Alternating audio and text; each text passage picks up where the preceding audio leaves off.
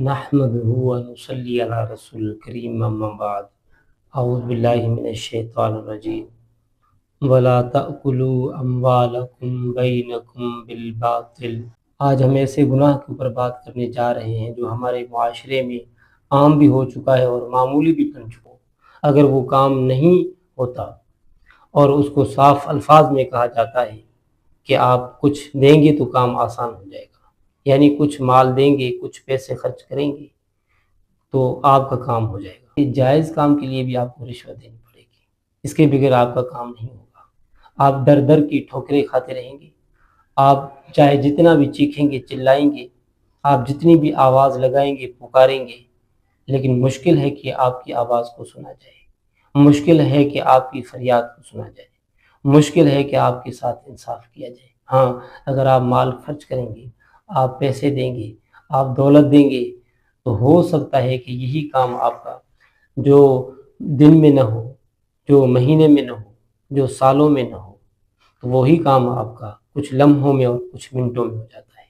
تو اسی کو کہتے ہیں رشوت۔ رشوت کوئی اور چیز نہیں ہوتی ہے کہ آپ اپنے حق کے لیے، یعنی آپ اپنے حق کے لیے کسی سے مدد طلب کر رہے ہیں، آپ اپنے حق کے لیے کسی کو پکار رہے ہیں کہ میری مدد کریں، وہی ادارہ، وہی حکومت آپ کی مدد نہیں کرتی۔ اللہ تبارک و تعالیٰ سورۃ البقرہ کے اندر فرماتے ہیں وَلَا تَأْكُلُوا أَمْوَالَكُمْ بَيْنَكُمْ بِالْبَاطِلِ، اور آپس میں ایک دوسرے کا مال ناحق طور پر مت کھاؤ، رشوت کے ذریعے سے، دھوکے کے ذریعے سے، یعنی رشوت دینے کے بعد وہ فیصلہ اپنے حق میں لیتے ہیں جو جائز نہیں ہے، یعنی غلط بھی خود ہے، غلط بھی خود کرتے ہیں، لڑائی بھی خود کرتے ہیں، فساد بھی خود پھیلاتے ہیں، چوری بھی خود کرتے ہیں، ڈکیتی بھی خود کرتے ہیں، سارے معاملات خود کرتے ہیں، لیکن رشوت دے کر اپنے حق میں فیصلہ لیتے ہیں، رشوت دے کر فیصلہ اپنے حق میں کرواتے ہیں، اور وہ سچے بن جاتے ہیں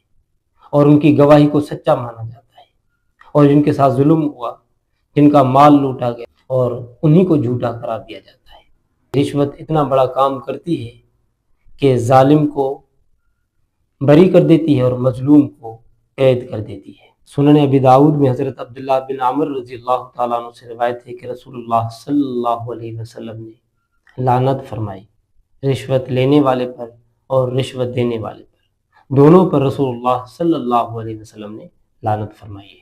حدیث پہ تو یہ بات واضح ہو گئی کہ رشوت لینے والا اور رشوت دینے والا دونوں پر رسول اللہ صلی اللہ علیہ وسلم نے لعنت فرمائی۔ اب کچھ لوگ یہ کہتے ہیں کہ ہماری مجبوری ہے، مجبوری کے طور پر ہم جو ہے نا رشوت دیتے ہیں، ہم حق پر ہیں اور حق کے باوجود ہم سے رشوت لی جاتی ہے، اگر ہم پیسے نہ دیں، رشوت نہ دیں تو ہمارا کام نہیں ہوتا۔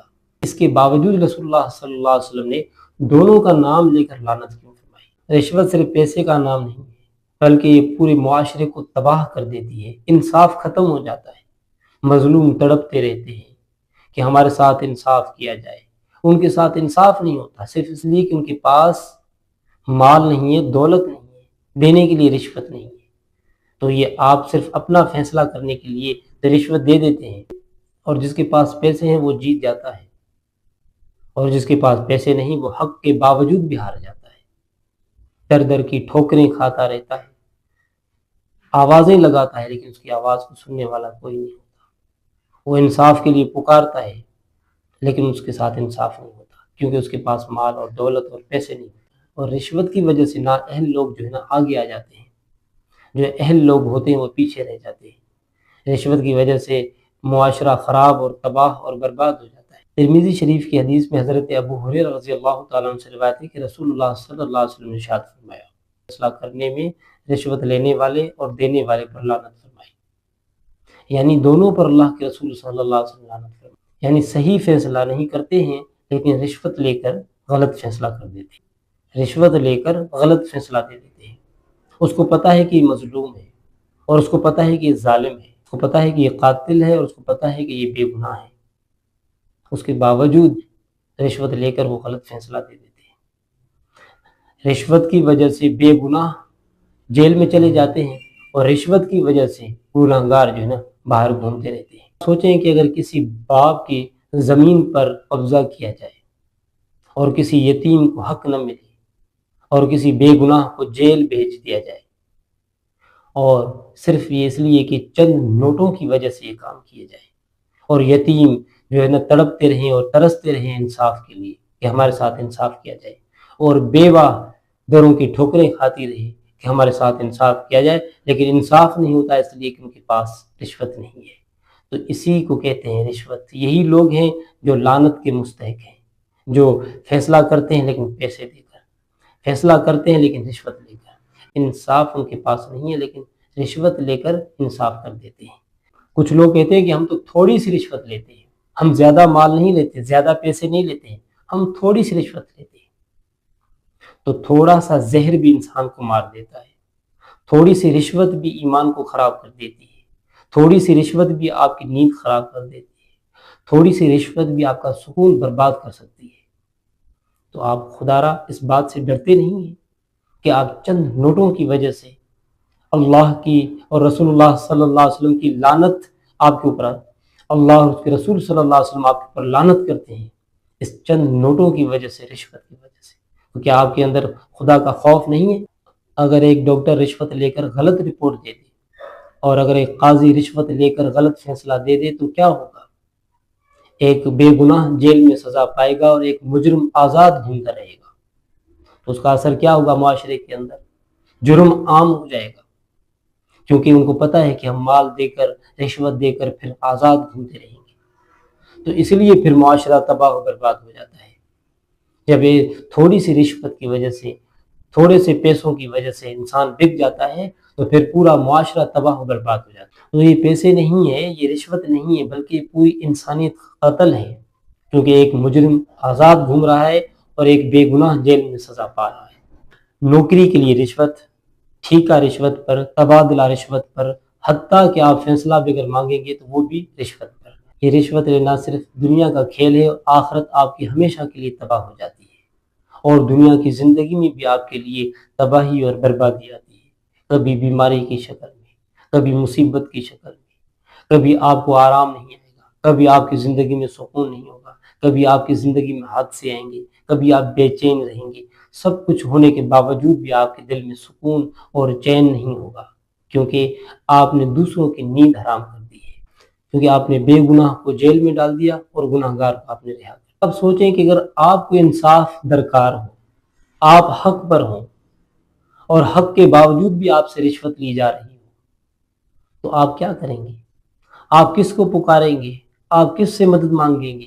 آپ کس کو آواز لگائیں گے؟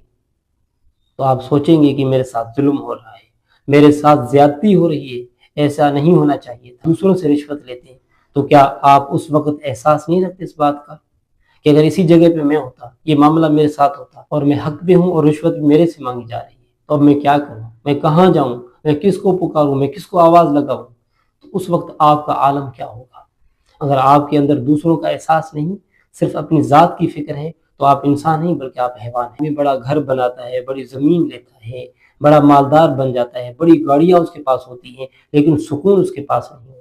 اگر آج کسی کی زمین کا ایک کاغذ کا ٹکڑا کہیں پھنس جاتا ہے تو مہینے گزر جاتے ہیں، سال گزر جاتے ہیں، اس کا مسئلہ حل نہیں ہوتا، لیکن اگر وہ رشوت دیتا ہے تو چند ہی منٹوں میں اس کا مسئلہ حل ہو جاتا ہے۔ اگر وہ کام نہیں ہونا تھا تو پھر آج کیوں ہو گیا؟ کیا یہ رشوت کی وجہ سے رکا ہوا تھا؟ کیا رشوت کی وجہ سے یہ کام ہونا تھا؟ تو مجھے بتائیں آپ، پھر ہمارا کیا ہوگا؟ ان غریبوں کا کیا ہوگا؟ ان مسکینوں کا کیا ہوگا جن کے پاس رشوت ہے ہی نہیں؟ تو وہ انصاف کہاں سے لیں گے؟ وہ کس کو پکاریں گے؟ وہ کہاں جائیں گے؟ خدا را انہی کے اوپر ترس۔ اگر ایک ڈاکٹر رشوت لے کر غلط رپورٹ دے دے، اور اگر ایک قاضی رشوت لے کر غلط فیصلہ دے دے تو کیا ہوگا؟ ایک بے گناہ جیل میں سزا پائے گا اور ایک مجرم آزاد گھومتا رہے گا۔ تو اس کا اثر کیا ہوگا معاشرے کے اندر؟ جرم عام ہو جائے گا، کیونکہ ان کو پتہ ہے کہ ہم مال دے کر، رشوت دے کر پھر آزاد گھومتے رہیں گے۔ تو اس لیے پھر معاشرہ تباہ و برباد ہو جاتا ہے۔ جب یہ تھوڑی سی رشوت کی وجہ سے، تھوڑے سے پیسوں کی وجہ سے انسان بک جاتا ہے تو پھر پورا معاشرہ تباہ و برباد ہو جاتا ہے۔ رشوت انسان کے لیے بے سکونی اور بیماری کا سبب بنتی ہے۔ رشوت سکون چھین لیتی ہے اور بیماریوں کو جنم دیتی ہے۔ تو پھر آپ کی زندگی میں کیا بچا؟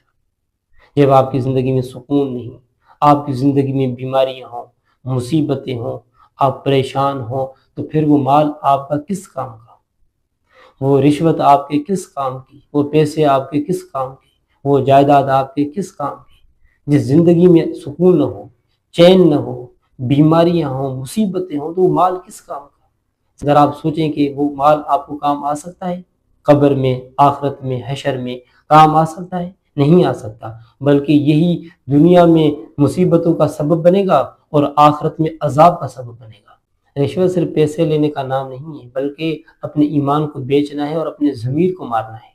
جو انسان اپنے ضمیر کو مار دے اور اپنا ایمان بیچ دے تو آپ اسے کیا امید رکھ سکتے ہیں؟ آپ اسے کیا امید رکھیں گے کہ یہ آدمی مجھے انصاف دلائے گا؟ یہ اللہ کے حکم کے خلاف بغاوت ہے رشوت لینا، یعنی انصاف مٹ جائے، ظلم بڑھ جائے، مظلوم قتل ہوتے رہیں اور ظالم رہا ہوتے رہیں، صرف رشوت کی وجہ سے۔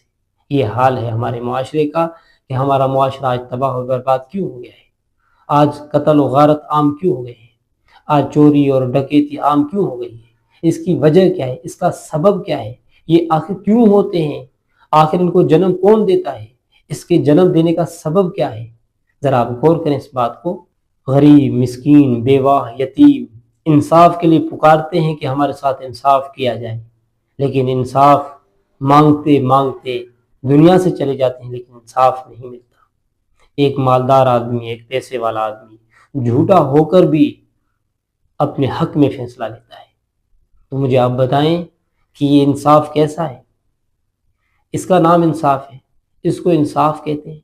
نہیں، انصاف تو اس کا نام ہے کہ غریب ہو یا امیر ہو، ظالم ہو یا مظلوم ہو، ان کے بیچ میں انصاف۔ کیا غریب کو انصاف اس لیے نہیں ملتا کہ اس کی جیب خالی ہے؟ کیا غریب کو انصاف اس لیے نہیں ملتا کہ اس کی جیب خالی ہے اور امیر اپنے حق میں فیصلہ لیتا ہے کیونکہ وہ مالدار ہے، اس کے پاس پیسہ ہے، اور پیسے کی وجہ سے، رشوت کی وجہ سے وہ جیت جاتا ہے کیونکہ وہ جھوٹا بھی ہے لیکن فیصلہ اس کے حق میں آتا ہے، اور غریب حق پر بھی ہے لیکن ہار جاتا ہے۔ آخر کیوں ایسا کیوں ہوتا ہے ہمارے معاشرے کے؟ حرام کا ایک لقمہ دل کو اندھا کر دیتا ہے، اس لیے آج ہمیں ظلم نہیں لگتا کیونکہ ہمارے دل بھر چکے ہیں حرام سے۔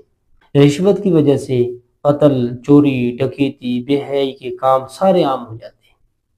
ان سارے کام کو جنم دینے والی رشوت ہے۔ اگر رشوت ملک سے ختم ہو جائے تو بہت ساری برائیاں ختم ہو جائیں گی، بہت سارے جرائم ختم ہو جائیں گے۔ اگر رشوت ختم نہیں ہوئی تو مجھے نہیں لگتا کہ اس ملک سے کوئی برائی اور فساد اور فتنے، قتل و غارت، چوری، ڈکیتی ختم ہو سکتی ہے۔ اس بات کی آپ امید نہ رکھیں۔ ہاں، امید تب رکھ سکتے ہیں جب رشوت ختم ہو جائے۔ رشوت خور کسی مولوی، مفتی، شیخ الحدیث یا اسلام کا دشمن نہیں کسی بیوہ، یتیم کا دشمن ہے، اور نہ ہی کسی چور، ڈاکو، لٹیرے، بدماش، قبضہ، مافیا کا دوست ہے، نہیں۔ صرف اس کی دوستی مال سے ہے، رشوت سے ہے۔ کسی کے ساتھ اس کی دوستی نہیں، کسی کے ساتھ اس کی یاری نہیں، وہ کسی کے ساتھ دل نہیں لگاتا سوائے مال سے، سوائے رشوت۔ اصل میں وہ پیٹ کا پوجاری، نفس کا غلام، انصاف کا دشمن ہے، ملک کا دشمن ہے، معاشرے کا دشمن ہے، امن کا دشمن ہے۔ اور جو شخص بھی انصاف، امن اور معاشرے اور ملک کا دشمن ہے، اصل میں وہی غدار ہے۔